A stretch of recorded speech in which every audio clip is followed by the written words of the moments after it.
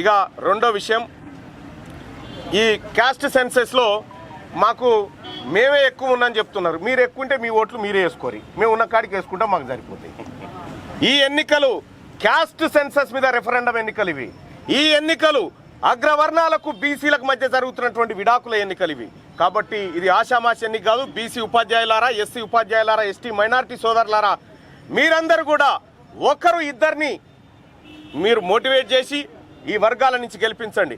మా బీసీ అభ్యర్థుల తరఫున చెప్తా ఉన్నా, ఎస్సీ ఎస్టీ అభ్యర్థులు ఎక్కడ నిలబడ్డా, మైనారిటీ బిడ్డల భవిష్యత్తులో ఎక్కడ నిలబడ్డా మేమందరం కూడా వాళ్ళకు అండగా నిలబడి వాళ్ళని గెలిపించుకొని ముందుకు తీసుకుపోతామని చెప్పి తెలియజేసుకుంటా ఉన్నా. ఇక ఇంకొక విషయం, ఈ ఎన్నిక ద్వారా ఒకటైతే సత్యం బయటకు వస్తుంది. 2028లో ఈ తెలంగాణ రాష్ట్రానికి బీసీ ముఖ్యమంత్రిగా అయ్యేటువంటి ఎన్నిక ద్వారా ఈ ప్రజలు, ఈ ఉపాధ్యాయులు మన ముందుకు తీసుకురాబోతా ఉన్నారు. కాబట్టి నేను చేతులు జోడించి బీసీ బిడ్డలందరికీ, బీసీ ఓటర్ మహాశైలందరికీ రిక్వెస్ట్ చేస్తా ఉన్నా, వీళ్ళు మన బిడ్డలు, వీళ్ళ కోసం మీరు ఓటు వేయాల్సిందిగా మీ అందరిని రిక్వెస్ట్ చేస్తా ఉన్నా.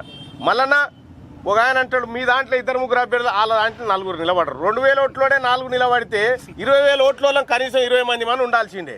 2-3 నిలబడరు మా వాళ్ళు. కాబట్టి మా 2 అభ్యర్థులు, మా సోదరులు ఎవరైతే ఉన్నారో వీళ్ళు ఖచ్చితంగా వీళ్ళలోంచి ఒక అభ్యర్థి గెలవాల్సిందే, గెలిపించుకుంటామని చెప్పి తెలియజేస్తూ మీ మీడియా సోదరులకు కూడా చెప్తా ఉన్నాం, ఇళ్ళల్లో ఎవరైనా టీచర్లు కూడా ఉంటే, మన సోదరులు, మన బీసీలు ఎవరైనా ఉంటే కూడా వాళ్ళకు కూడా తెలియజేయండి. ఇలా బీసీలంతా తెలంగాణ రాష్ట్రంలో ఒక్కటైరనేటువంటి విషయాన్ని వాళ్ళకి తెలియజేసి మన ఓట్లు మనకి వేయించేటువంటి కార్యక్రమం చేయాల్సిందిగా కోరుతా ఉన్నాం. ఈ ఎన్నికను అంత ఆషామాషిగా వదిలిపెట్టడానికి మేము సిద్ధంగా లేదు.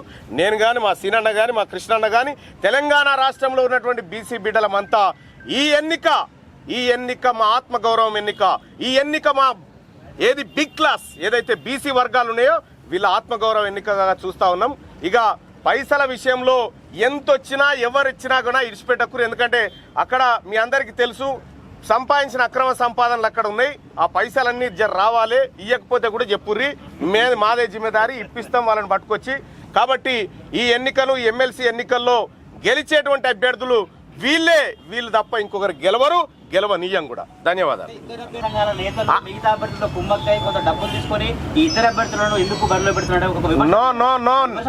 ఒక విషయం చెప్తా, ఇదే స్థానం నుంచి నర్సిరెడ్డి గారు పోటీ చేస్తాడు, హర్షవర్ధన్ రెడ్డి గారు చేస్తారు, ఇంకొక ఆయన శ్రీపాల్ రెడ్డి చేస్తాడు, ఇంకొక ఆయన సర్వోత్తమ్ రెడ్డి చేస్తారు.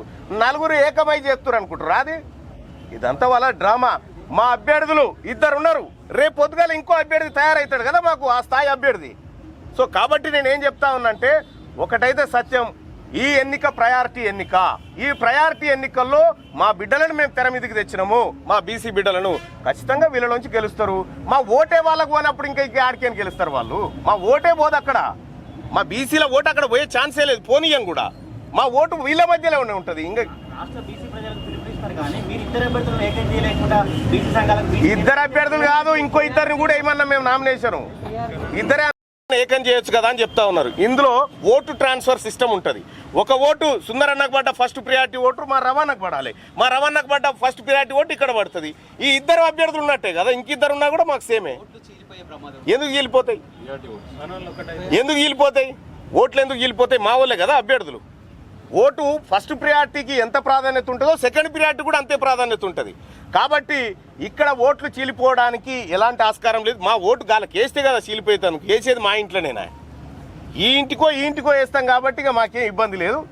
ఇంకా మా బీసీ బిడ్డలు ఎవరు నిలబడ్డా కూడా ఎట్టి పరిస్థితిలో మొదటి 2వ ప్రాధాన్యత ఓటు కానీ, ఏ ప్రాధాన్యత ఓటు కానీ వాళ్ళకి పోవడానికి వీల్లేదు, పోనీయం కూడా. గెలుపు మాదే. వరంగల్, నల్గొండ టీచర్ ఎమ్మెల్సీ గెలుపు మాదే, బీసీలదే. Thank you. న్యూస్ ఛానల్లో పనిచేయటకు అనుభవం గల సీనియర్ వీడియో ఎడిటర్స్ కావాలను సంప్రదించవలసిన నెంబర్ 8688926084. qnewsads@gmail.com ను సంప్రదించండి. లైక్ చేయండి.